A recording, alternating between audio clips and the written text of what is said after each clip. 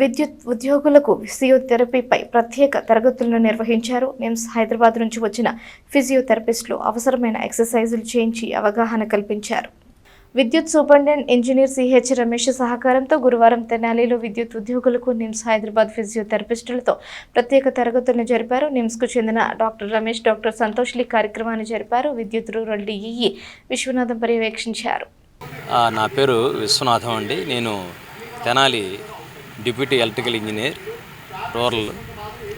ఈరోజు ఎంప్లాయీస్ అందరికి కూడా ఫిజియోథెరపీ మీద క్లాసెస్ కండక్ట్ చేయడం అనేది జరుగుతుంది.